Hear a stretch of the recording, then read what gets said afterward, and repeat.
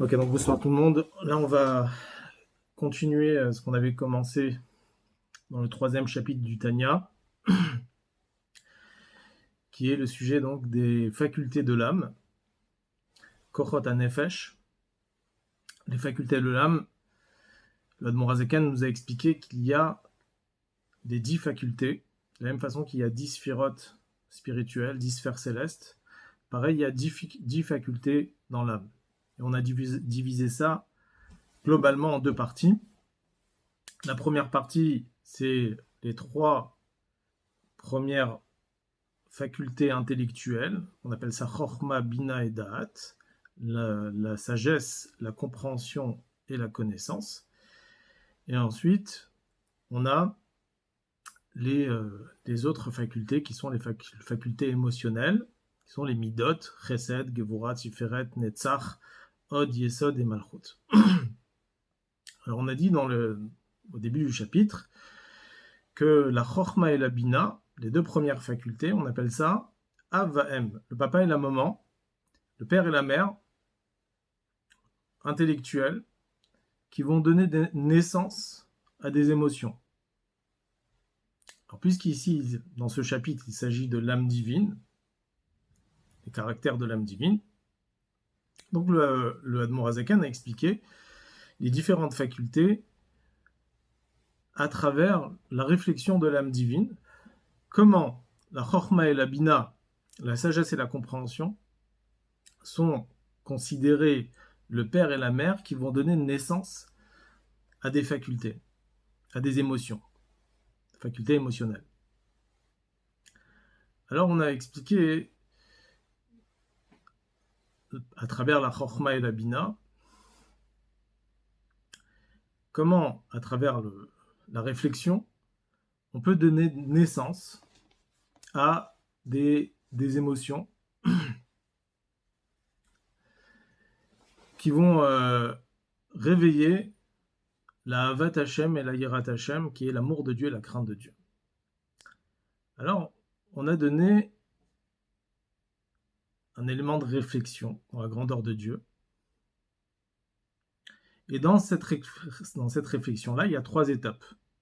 La première étape, c'est la réflexion dans la lumière de Dieu qui remplit les mondes, ce qu'on appelle Or Amemale Kol Almin, qui s'imprègne dans le monde, qui est à travers la réflexion dans tout ce que Dieu il donne la vie et tout ce qui existe, comment Dieu il s'habille dans le monde, dans tout ce qui est... C'est une lumière qu'on peut encore définir, mais il y a une lumière qui est plus élevée, c'est une deuxième étape dans la réflexion, c'est Sovev Kol Almin, c'est une lumière qu'on ne peut pas définir, dire ce que c'est, mais on peut dire ce que c'est pas, ce qu'on appelle Idiat Ashlila, ça veut dire on peut connaître cette lumière, cette force spirituelle, en disant que Dieu il est au-delà des limites, au-delà de la compréhension. Et après, il y a une troisième étape dans la réflexion, qui est à savoir que Dieu, il est Koulé Kame Kelo Chashiv, que tout devant Dieu, même les plus hauts niveaux spirituels de sa création, est considéré comme rien du tout devant l'existence de Dieu. Il est complètement annulé, complètement inexistant devant cette grandeur d'Akadosh Baruch Hu. Donc cette réflexion-là, qui était en 3 étapes, Memale Kol Almin, Sovev Kol Almin et Koulé Kame Kelo Chashiv, la lumière qui remplit les mondes, la lumière qui, au-delà des mondes, est la lumière de Dieu qui donne le sentiment que tout est rien devant lui. Toute cette réflexion-là, lorsqu'on va réfléchir à travers la Chochma et la Bina, donc les 2 forces, les 2 facultés intellectuelles, les 2 premières facultés intellectuelles qui est Chochma Bina, la sagesse et la compréhension, nous allons arriver à la conclusion où il faut avoir la crainte de Dieu. On va réveiller réellement des émotions. Les parents donnent naissance à des enfants. Donc la réflexion donne naissance à des émotions. L'intellect donne naissance aux émotions. Et donc les émotions ici, c'est Chochma et Bina Chesed et Gevura, ce qui représente la bonté et la rigueur, mais dans les émotions, c'est l'amour et la crainte. Donc là, on a déjà commencé par la crainte, parce que c'est la première étape dans le service de Dieu, c'est la crainte minimale, ce qu'on appelle Yirat Hashem, la crainte de la grandeur de Dieu. Et là, on est arrivé à l'amour de Dieu. Donc la crainte, c'est relié avec la sévérité, la rigueur, la Gvura, et l'amour de Dieu, c'est relié avec le Chesed, avec la bonté, puisque quand on aime Dieu, alors on a envie de faire de la bonté, faire des mitzvot positifs. Lorsqu'on a la crainte de Dieu, on va voir justement le contraire, l'envie de ne pas transgresser les interdits de Dieu, les mitzvot négatifs que Dieu nous a ordonnés dans la Torah. Tout le reste des émotions, on ne va pas rentrer dans les détails, tout le reste des émotions découle de ces deux premières facultés émotionnelles qui sont la bonté et la rigueur, l'amour et la crainte. Et à travers cela, donc il va avoir les autres midot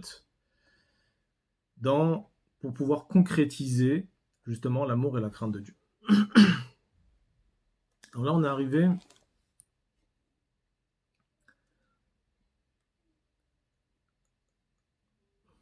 dans les mots. Alors, on est arrivé, voilà, Veshuv itaev, vashov itlaev libo. Là, je montre avec la souris. Alors, Veshuv itlaev libo, be'ahava haza, kirish pe'esh. Une fois qu'on a parlé donc de la crainte de Dieu, on va parler de l'amour de Dieu. Donc son cœur va s'enflammer d'un amour ardent, comme des flammes de feu.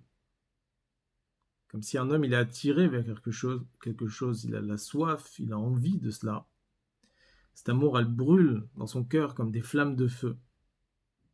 Mais il n'est pas encore arrivé à la chose. Il veut y arriver, mais il n'est pas encore arrivé.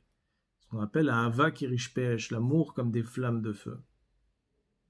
Parce qu'une fois qu'il est arrivé, alors c'est un deuxième stade dans l'amour de Dieu, ce qu'on appelle Ahava Beta Anugim, l'amour de plaisir, comme on va expliquer après. À ce stade, donc il a la Ahava Kirish Pe'esh, l'amour comme des flammes de feu. Bachashika Vachafitza Uchuka. Avec une passion, avec un désir, avec un envie. Le Nefesh Shokeka, et une âme languissante. L'Igdulat Ensof Baruchu, à la grandeur de l'infinité de Dieu. Vehiklot Nefesh. Tous ces niveaux-là, on vient de citer, la passion, le désir, l'envie, l'âme languissante, la grandeur de Dieu. Tout ça s'appelle Klot Nefesh, la passion consumante de l'âme, l'envie de s'attacher complètement à Dieu, à Kadosh Baruch. Kedirtiv, comme le verset écrit, Nirsefa vegam kalta nafshi vegomer. Là, le Admorazaken, il va ramener 3 psukim, 3 versets de la Torah, qui parlent de la soif de Dieu, qui correspond aux 3 réflexions qu'on a parlé tout à l'heure, de Sovev Kolalmin, Memale Kolalmin et Kule Kame Kelochashiv. Donc le premier verset qui rapporte ici, c'est Nirsefa Vegam Kaltanavshi, c'est le roi David qui dit « Mon âme désire et défaille de toi ». Et la suite du verset, c'est le Chatzrot Hashem, à la soif de me relier à la cour de Dieu. De la même façon qu'une cour, c'est extérieur, c'est à l'extérieur d'une maison. Là, la Neshama, elle a la soif de la cour de Dieu, le Chatzrot Hashem, ça veut dire de la partie extérieure de Dieu, et comme on a dit tout à l'heure dans la réflexion, c'est la lumière de Memale Kol Almin, la lumière de Dieu qui remplit les mondes, et comparée à la cour de Dieu. Deuxième verset, il rapporte le Admorazaken, Uktiv, Tzama Nafshi Lelokim Vegomer. mon âme a soif de Dieu. Donc là, il parle plus de cours, il parle de Dieu lui-même. Donc, il a la soif, mon âme a la soif de Dieu. Là, c'est un stade plus élevé. C'est à travers la réflexion dans la grandeur de la lumière de Dieu qui remplit les mondes, qui entoure les mondes, qu'on appelle ça Sovev Kol Almin. Et à la suite du verset, le roi David, il dit Matai avo verae pnei Elokim. Quand est-ce que va arriver le jour où je vais voir le visage de Dieu? Donc là, il veut voir la profondeur de Dieu. Il veut s'attacher à la profondeur de Dieu. Donc son âme, elle a soif. Sa manafshil Elokim, mon âme a soif de Dieu.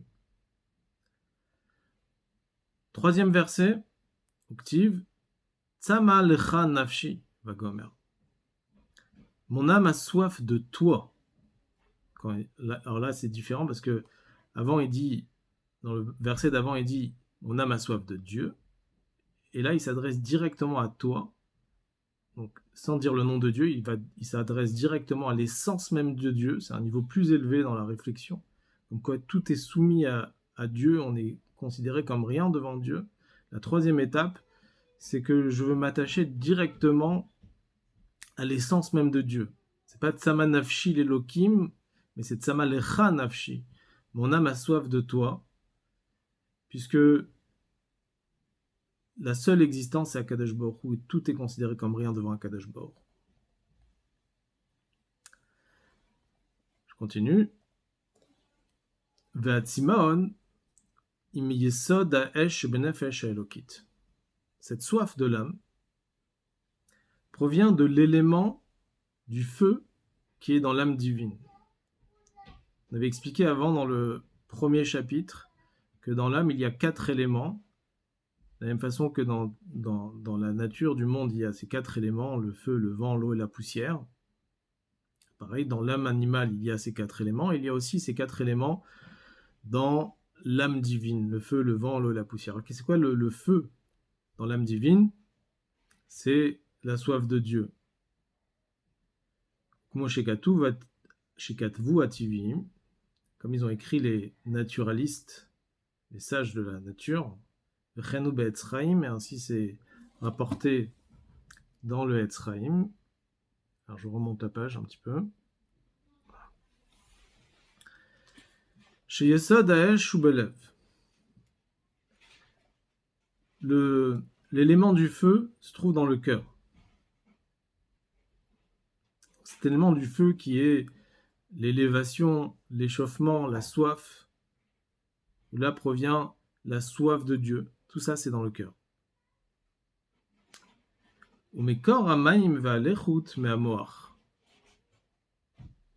Et la source de l'élément de l'eau et de l'humidité se trouve dans le cerveau. Moshe Katuv Be'etzraim Sha'ar Nun, et comme il est écrit dans le Etzraim Sha'ar Nun, Shei Prinat Chochma Shinikra Mayim Shebenefesh Ha'elokit. C'est le niveau de la Chochma qui est appelé l'eau, l'élément de l'eau qui est dans l'âme divine. La Chochma, la sagesse qui est dans le cerveau, c'est de l'eau, comme l'eau. L'eau, ça va avec froideur, sans émotion. Elle ne sort pas de ses réceptacles. Pas comme le feu, où le feu il brûle, et il veut sortir de son réceptacle. Il veut sortir, il veut se détacher de la mèche. La nature de l'eau, c'est le contraire. La nature de l'eau, c'est l'eau est apaisée, elle est froide. Et non seulement ça, c'est que l'eau aussi, elle peut rattacher. Si par exemple, j'ai une feuille qui est mouillée, elle va se rattacher avec une autre feuille. Donc en même temps, l'eau, elle va, non seulement, elle a la froideur, elle est apaisée, mais aussi, elle rattache. Alors que le feu, c'est le contraire. Le feu, comme c'est chaud, c'est sec, et ça sépare les choses. Donc ces deux caractéristiques qui sont la froideur et l'humidité dans l'eau sont reliées l'un à l'autre. Parce que lorsqu'on est attaché dans le sujet, donc c'est l'humidité, on s'attache, on est complètement attaché dans un sujet, alors à ce moment-là, il n'y a pas de soif, On n'a pas envie de sortir des réceptacles. Tout est avec froideur. Lorsque la chorma, la sagesse, est claire chez l'homme, alors il s'oublie complètement et il s'attache complètement dans le sujet, jusqu'à tel point qu'il a plus d'envie, plus de soif. Il est entièrement dans le sujet. Et c'est là où provient justement ce qu'on appelle la hava betanugim, l'amour de plaisir de Dieu, lorsqu'il est, il est au stade où il a déjà trouvé ce qu'il aime. Il s'attache complètement. Ça, c'est l'eau. Mais le feu, c'est le contraire. Le feu, il n'est pas encore arrivé à ce qu'il aime. Il n'est pas encore attaché à la chose réellement qu'il aime. Il a l'enthousiasme, l'admiration. Il est encore en dehors du sujet. Il voit, il ressent la grandeur de la chose et il a justement cette envie de vouloir s'attacher, mais il n'est pas encore réellement attaché à la chose. Et ça, il a justement cette friction de vouloir sortir de soi-même. Et ça crée justement cet amour qui est comme des flammes de feu. Mais après, une fois qu'il est arrivé à un stade où il a trouvé ce qu'il cherche, alors il s'attache complètement à la chose, et à ce moment-là, il n'a plus réellement d'enthousiasme, il n'est plus réellement impressionné, puisqu'il y a déjà à l'intérieur de la chose, si on peut dire, l'exemple d'une personne une personne qui s'aime soi-même, il a son amour propre, où il n'est pas impressionné, il n'a pas d'envie de vouloir s'attacher à lui-même. Il est complètement, il est dans lui-même, donc il n'a pas besoin de réveiller un amour comme des flammes de feu pour pouvoir s'attacher à lui-même. Il n'a pas de friction de vouloir sortir. C'est ce qu'on appelle Ahava betanugim, l'amour des plaisirs. Lorsqu'on est dans Dieu, on est complètement attaché dans Dieu, donc on a l'amour des plaisirs. Mais au premier stade, c'est ce qu'on appelle la friction, la hava, l'amour, comme des flammes de feu. On veut s'attacher à Dieu puisqu'on n'est pas encore arrivé à ce niveau-là, à ce stade-là. Jusqu'à présent, donc, ici, le Admor Hazaken, il a expliqué les émotions, les midot de Ahava et Ira, de l'amour et la crainte de Dieu, qui est relié avec Chesed et Gvura, la bonté et la rigueur, et que ces midot-là sont des enfants de la réflexion, de la chorma et de la bina, de la sagesse et de la compréhension. Puisque la chorma, c'est la sagesse, c'est le père, la mère, c'est la bina, c'est la compréhension. On avait donné l'exemple que le père, il donne la semence et la mère, elle va développer l'enfant pendant les 9 mois de grossesse jusqu'à qu'elle va donner un enfant parfait, un corps parfait. Pareil, la bina, la compréhension, elle développe la chorma, elle développe la sagesse, ce point de sagesse qui est comme une goutte. On avait dit la semaine dernière que on a comparé la chorma à un flash qui est clair et après qui est développé par la bina, par la compréhension, et ce qui permet après de donner naissance à des émotions qui sont chesed et gvura, l'amour et la crainte de Dieu. Je continue dans les mots. Ush'ar amidot kulam. Et le reste des midot, le reste des émotions, alors là, ils sont pas décrits ici dans ce chapitre, toutes les autres midot. Les autres midot sont une bifurcation, on va dire, des premières midot de chesed et gvura, de bonté et rigueur, d'amour et de crainte. Enanfe ayira ve'ahava ve'toldoteen sont une dérivée de la crainte et de l'amour de Dieu, etc. Kmo shekatuv b'makom acher, comme c'est expliqué dans un autre endroit, plus loin dans le Tanya, Igeret HaKodesh Siman Tedvav. Rapidement, puisque là, il ne cite pas tous les autres midot, mais je vais les citer. À la suite de Chesed et Gevura, qui est l'amour et la crainte de Dieu, on a Tiferet. Tiferet, c'est la beauté. La beauté, elle englobe en soi le Chesed et la Gevura, la bonté et la rigueur ensemble, qui est généralement, c'est ce qu'on appelle la Midat Arachamim, la Midat de la miséricorde, où il y a en même temps de la bonté, puisqu'on a la miséricorde, on veut faire du bien à une personne, mais en même temps, il y a de la sévérité, puisque on ne fait du bien que aux personnes à qui on a pitié.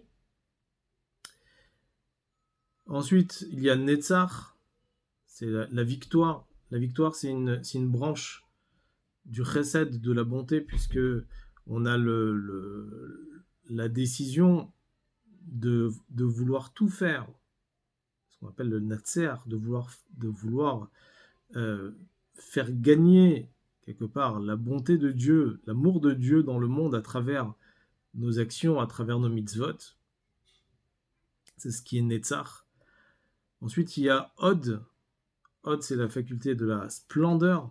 La splendeur, c'est une branche de la sévérité, de la rigueur en soi, la reconnaissance, l'abnégation en Dieu, la décision de vouloir se renforcer sur tous les empêchements et tous les obstacles qui nous empêchent de servir Dieu.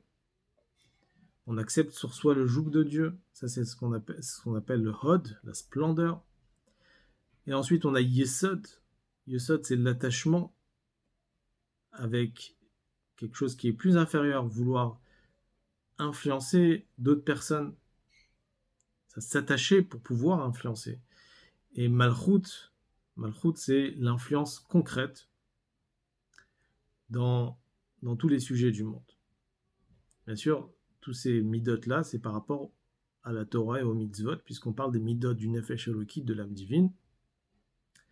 Mais en tout cas, tout le reste de ces midot sont des branches des deux premières midot qui sont Chesed et Gvura, la bonté et la rigueur, l'amour et la crainte de Dieu. Et à partir de là, il va bifurquer d'autres midot, d'autres émotions. Comment exprimer l'amour de Dieu, comment exprimer la crainte de Dieu. Et ça, c'est justement le reste des midot. Donc là, il ne rentre pas dans les détails dans le reste des midot, mais il est en train de l'expliquer globalement qu'il y a la partie intellectuelle qui sont Chorma et Bina, qui vont donner naissance à des émotions. Et les émotions sont l'amour et la crainte. Et de là, il y a une bifurcation ou des branches, on va dire, ou des dérivés de l'amour et la crainte de Dieu. Alors, je vais juste laisser un petit moment s'il y a des questions.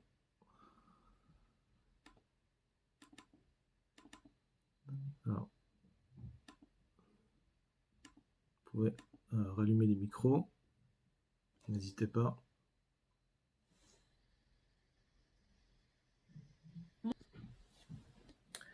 À la suite, le Admorazakan, il va parler de la troisième faculté intellectuelle. Puisqu'en réalité, il y en a trois, il n'y en a pas deux. Il y a une troisième qui est le Da'at. Le Da'at, c'est la connaissance. Donc là, on a vu les deux premières. On appelle ça le père et la mère. La Chorma et la Bina, la sagesse et la compréhension. Mais il y a une troisième faculté qui est Da'at, qui fait partie, on va dire, du père et de la mère, qui est uni avec le père et la mère, avec la Chorma et la Bina, qui va donner naissance justement aux émotions.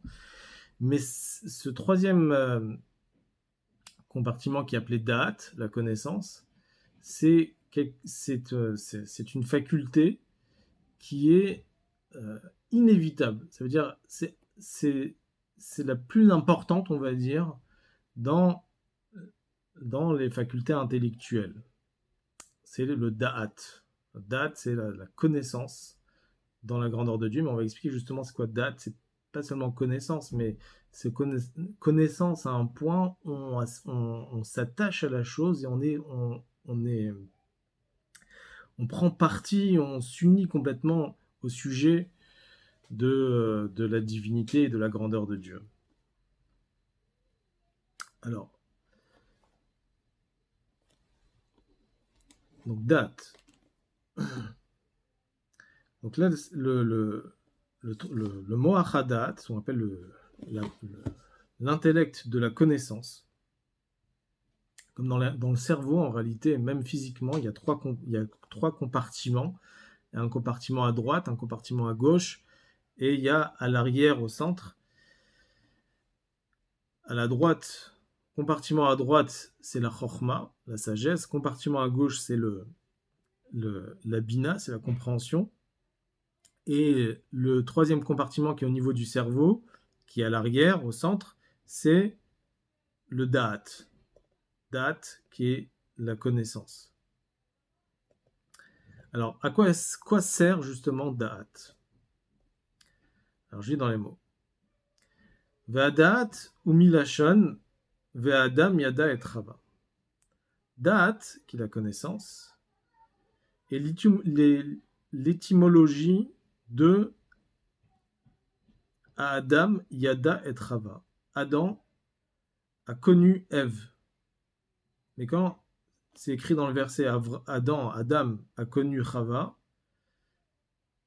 c'est pas seulement il a connu, mais il s'est uni avec lui. Avec elle, pardon. Adam, il s'est uni avec Chava. V'ulashon itkashrut v'itrabrut. C'est un attachement, une union, que la personne va s'unir complètement avec, avec le sujet qu'il a compris ou qu'il a saisi. Il s'identifie, il vit avec le sujet jusqu'à qu'il se sent concerné réellement par la chose. Ça, c'est le da'at. Da'at, ça veut dire le sujet qu'on a compris, qu'on a reconnu, on est complètement investi dans le sujet jusqu'à qu'on vit avec et on prend parti, vraiment, on vit avec et on est complètement attaché réellement à ce sujet. Je continue dans les mots. Chez mes kacher da'ato, bekesher amitz vechazak. Il va attacher son esprit avec un attachement très solide et ferme. Viyitka marshavto bechozek. Il va fixer sa pensée fermement. Bigdula tensov baruchu, dans la grandeur de l'infinité de Dieu. Ve'eno masiach dato. Et il ne va pas se distraire, il ne va pas distraire son esprit.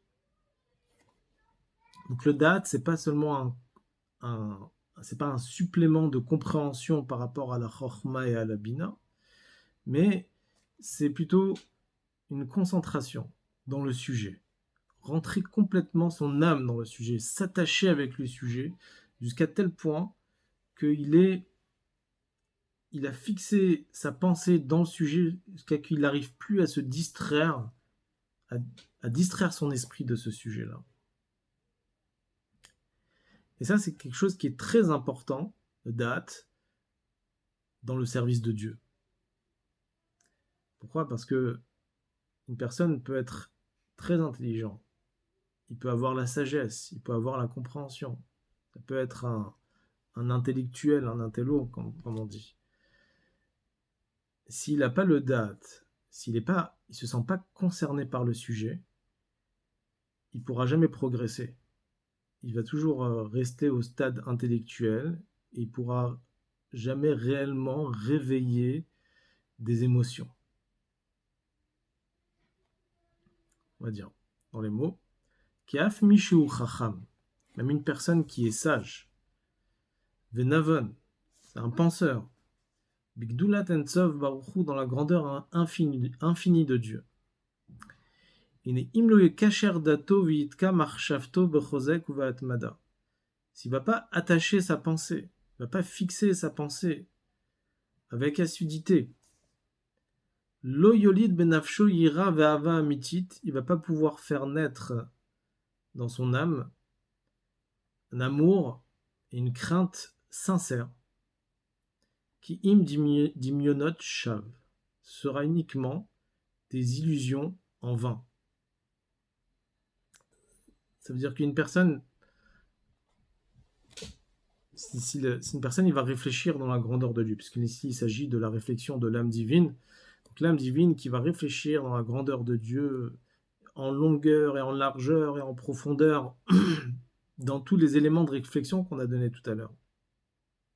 S'il n'utilise pas la faculté du da'at Ça veut dire de l'attachement, de la concentration dans le sujet, qui demande un très grand travail, un très grand effort.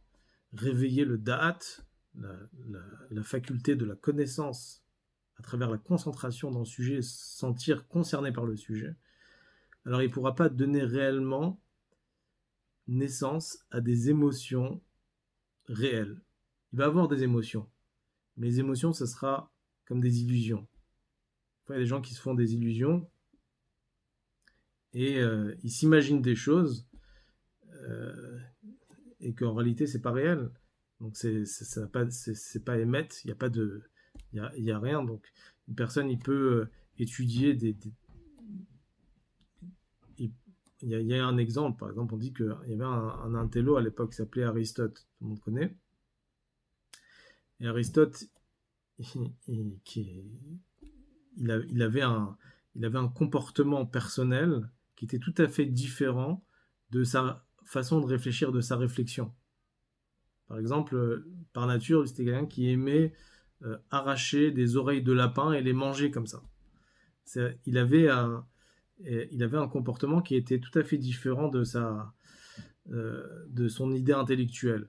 Et quand on lui demandait, mais comment Aristote il peut faire une chose pareille, il dit oui, mais Aristote c'est Aristote, ma vie personnelle c'est ma vie personnelle, il ne faut pas mélanger. Pourquoi ? Parce que même s'il avait des convictions, ces convictions-là n'étaient pas, il n'était pas, comment dire, il ne se sentait pas concerné par le sujet. Il disait, moi je ne me comporte pas comme ça, même si la réalité est autrement.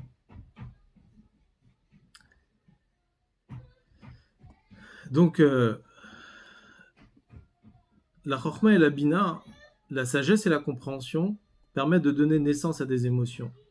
Mais sans le da'at, sans cet attachement au sujet profondément, la sagesse et la compréhension vont servir à rien. Si une personne est attirée vers les plaisirs de ce monde matériel, tous les jours il est attiré vers des plaisirs du monde matériel, et que de l'autre côté, il a étudié, il a compris la grandeur de Dieu, la grandeur de la divinité d'Akadosh Baruch Hu, ça va rester théorie. Si il n'a pas utilisé le da'at, il ne s'est pas senti concerné par la chose, alors il ne va pas vivre réellement avec la chose. Alors toutes les pilpoulim, comme on dit, toutes les synthèses qu'il peut faire dans la grandeur de Dieu, ça ne va rien servir si de l'autre côté il a ce sentiment que les plaisirs de ce monde matériel sont bien pour lui. Il a besoin d'utiliser le da'at, qui est la connaissance, la concentration réellement dans le sujet dans lequel il a réfléchi, où il va se sentir, il va s'attacher avec le sujet, pour qu'il puisse réellement ressentir ce qu'il pense. Et que ça ne reste pas uniquement quelque chose de théorie, mais que réellement il va vivre avec, il va le pratiquer. On peut dire que chez une personne, il y a deux caractères. Il y a ce qu'on appelle le caractère chitzoni, le caractère pnimi. Ça veut dire la compréhension extérieure et la compréhension intérieure, le sentiment intérieur, le sentiment extérieur. Mais dans le sentiment intérieur, il y a deux sentiments. Il y a le sentiment intérieur de la vie de tous les jours, qui est les sentiments de l'âme animale qui nous attirent vers tous les sujets de ce monde matériel. Et il y a le sentiment intérieur de l'intérieur, encore plus profond. C'est les sentiments de l'âme divine qui veut s'attacher à Dieu, qui veut s'unir avec Akadosh Baruch Hu. Et donc si on veut réveiller l'intérieur de notre intérieur, vraiment le plus profond de nous, qui est le vrai émet, qui est vraiment sincère, alors il doit réveiller le da'at, il doit s'attacher réellement avec le sujet qu'il étudie pour pouvoir réellement sentir que ce qu'il est en train d'étudier, c'est quelque chose de véridique, quelque chose de sincère, et c'est pas uniquement des illusions. Et c'est quelque chose qui doit l'amener justement à à réaliser, à accomplir des mitzvot, et ne pas dire, bon, ce que j'ai étudié, c'est j'ai étudié, ça reste théorie, et la pratique, c'est autre chose, moi je suis ailleurs. D'ailleurs, ça c'est une des raisons pourquoi on dit qu'un enfant qui est moins que bar mitzvah ou bat mitzvah, il est dispensé des mitzvot. Pourquoi il est dispensé des mitzvot? Parce que c'est écrit qu'un katan, en lo da'at, un enfant, il n'a pas de da'at, c'est-à-dire il ne s'attache pas, il n'a pas de connaissance pour pouvoir s'attacher réellement avec le sujet. Si même un enfant, même s'il a compris la valeur des choses, l'importance des choses, un enfant, il peut avoir la foi en Dieu, la émouna en Dieu. Mais le problème, c'est qu'il n'a pas le da'at pour pouvoir sentir que ce qu'il étudie, c'est quelque chose de sincère et que réellement, il est réellement concerné par la chose. Et ça peut être qu'un adulte, qu'après l'âge de bar et bat mitzvah, où notre cerveau il devient un peu plus mûr, et donc on a le sentiment que les choses sont réelles, et que ce qu'on étudie, c'est quelque chose de réel, et donc il faut prendre les choses au sérieux. Et ça, c'est donc cette notion de date.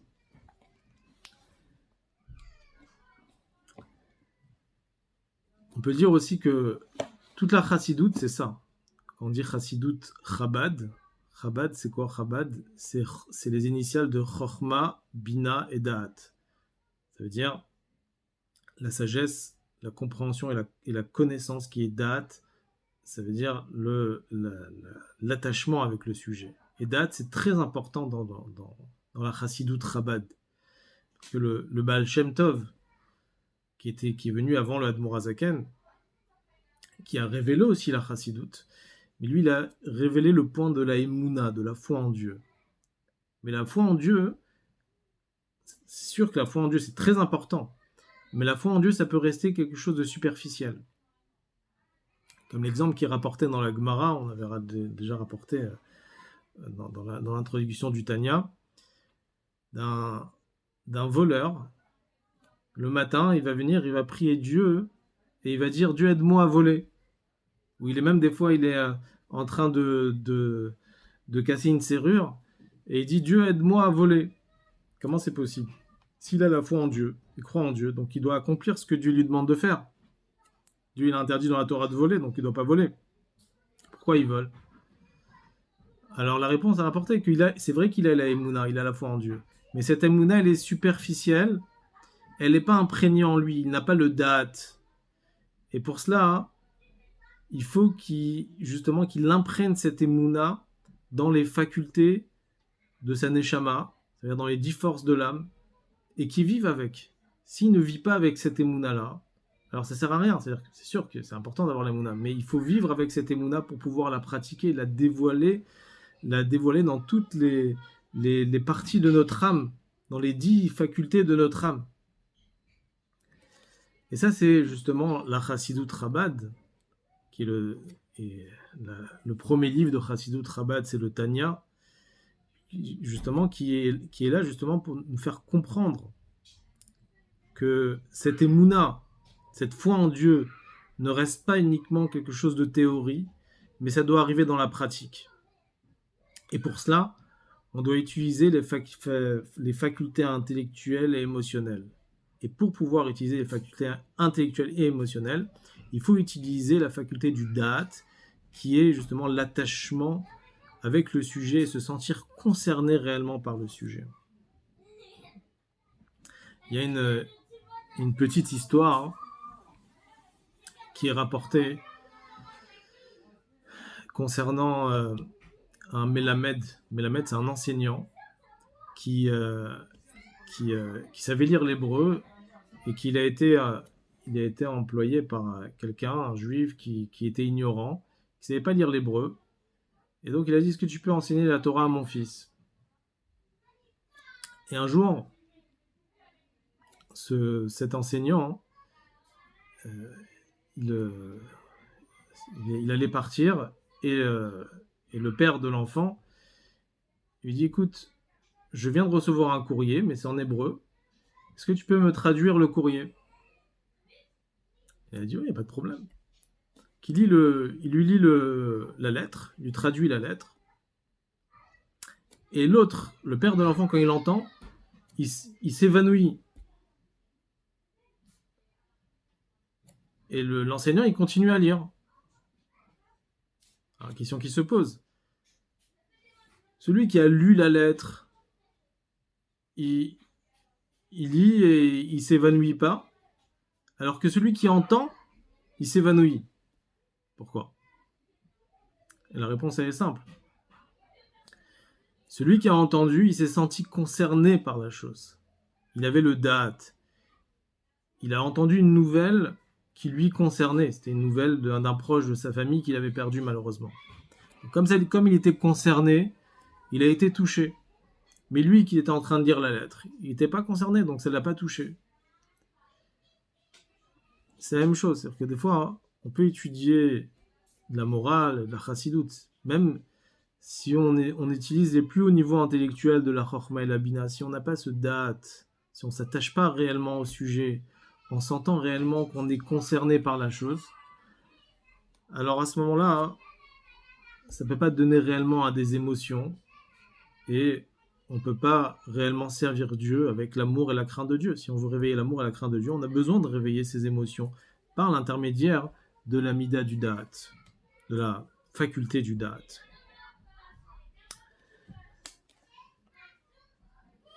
Alors, maintenant il a dit un mot ici dans Tanya qu'on vient de voir ici, le mot de dimyonot shav. Dimyonot shav, ça veut dire des illusions en vain.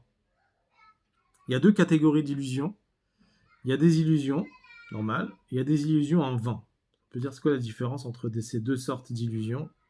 On peut donner la différence entre l'ombre et une illusion. L'ombre, c'est pas réel, c'est de l'ombre. Mais de l'autre côté, c'est l'ombre de quelque chose qui existe.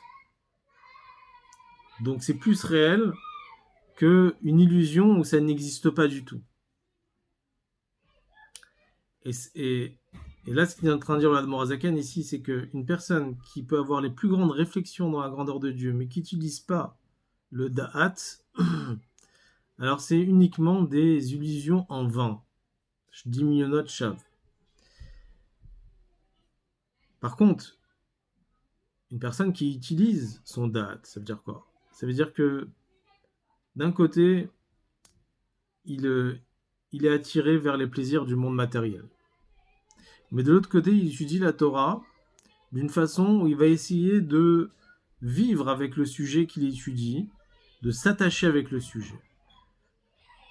Alors, au début, ça pourrait être des illusions, parce qu'il s'attache avec quelque chose que pour lui, c'est pas encore réel, puisque pour lui, il est encore attaché avec les plaisirs de ce monde matériel, et donc il a d'autres convictions dans sa vie, qui fait que ça lui concerne pas trop, mais quand même, il va essayer de vivre avec le sujet.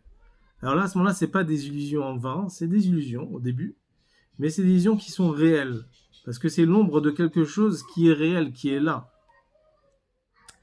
Et ça, c'est ce qu'on justement le Koach Hadat. C'est des fois, même si c'est pas au début, c'est pas tout à fait sincère, mais à la fin, à force de se travailler, ça va devenir réellement sincère, parce que réellement la chose, elle est sincère. Et on va terminer avec une anecdote aussi du Admor HaZaken. Il y avait des gens qui disaient au Admor HaZaken que la chassidoute et les chassidim sont un peu hypocrites. Pourquoi sont un peu hypocrites? Parce que ils étudient des sujets tellement profonds dans la grandeur de Dieu, mais réellement ils n'ont pas atteint ces niveaux-là. Donc pour eux c'est un peu hypocrite parce qu'ils vivent pas réellement avec le sujet qu'ils sont en train d'étudier. L'Admor HaZaken, il leur a donné 3 réponses. Il leur a dit, premièrement, à force d'être hypocrite, on va dire, à la fin on va devenir sincère. Deuxièmement, à force de se déguiser en quelque chose, alors à la fin il y a quelque chose qui rentre en nous. Même si c'est pas tout le Hémet, mais il y a un peu de Hémet qui rentre en nous. Et troisièmement, c'est la réponse essentielle que Admorazeken, il nous dit, il rapporte une Mishnah, une Mishnah qui dit comme ça, qu'une personne qui n'est pas boiteux, ou il n'est pas aveugle, et qu'il fait soi-disant qu'il est aveugle ou qu'il est boiteux. La Mishnah, elle dit, c'est pas bien parce que un jour ou l'autre, il va devenir réellement aveugle ou boiteux. Alors le Morzaken, il dit pareil. Il dit toute personne qui n'est pas chassid avec toute la vérité qu'il faut, mais il essaye au moins de faire un effort et d'apprendre la chassidoute et d'apprendre toute la moralité, on va dire, du judaïsme. Et il fait un effort, il réfléchit, il prie avec, il vit avec. Alors quoi qu'il arrive, c'est sûr qu'un jour ou l'autre, les choses elles vont devenir sincères chez lui et ça va devenir émettre la mytho, ça va devenir du émettre. On va terminer la dernière phrase du chapitre. Valken adat ou kiyum amidot v'chayutan. C'est la raison pour laquelle le da'at, ça donne l'existence et la vie à toutes les émotions. Peu kolel chesed ou gvura, pirush ha'ava ve'anefea ve'ira ve'anefea. Et le da'at inclut la bonté et la sévérité, c'est-à-dire l'amour et les dérivés de l'amour de Dieu, la crainte de Dieu aussi et ses dérivés. C'est la raison pour laquelle dans les tefilines, il y a 4 compartiments dans les tefilines de la tête qui représentent, d'après la Kabbalah, ça représente la sagesse, la compréhension et le da'at qui va se diviser en deux. Donc il va se diviser en deux parce que le da'at, il va englober l'amour et la crainte de Dieu. Parce que grâce au da'at, grâce à l'attachement, on réveille l'émotion de l'amour de Dieu et l'émotion de la crainte de Dieu. C'est pour ça qu'il y a 4 compartiments dans les tefilines. Et donc, il y a en tout dans le da'at, il y a toutes les midot, tous les 7 facultés émotionnelles qui vont découler des parties intellectuelles. Donc, en 2 mots, ce que le 3e chapitre nous enseigne ici, c'est que il y a 10 facultés dans l'âme. Les deux premières qui sont Chochma et Bina sont intellectuelles. La 3e aussi qui est Da'at, qui est aussi intellectuelle, vont donner naissance à des émotions qui sont les midot. La réflexion à travers la Chochma et la Bina réveille des émotions, mais il ne faut surtout pas oublier le Da'at, qui est l'attachement au sujet, pour pouvoir faire en sorte que les émotions soient sincères, soient émettes, pour pouvoir après accomplir la Torah et les mitzvot comme il faut. Voilà pour aujourd'hui. Et à partir du 4e chapitre, on va justement faire descendre justement la partie intellectuelle et émotionnelle dans les habits de l'âme, qui sont Marshava, Dibur et Maasé, la pensée, parole et action. Et on va voir comment, justement, à travers les habits de l'âme, on peut s'attacher à Dieu encore plus que l'âme elle-même. Voilà pour aujourd'hui, Shavuot Tov.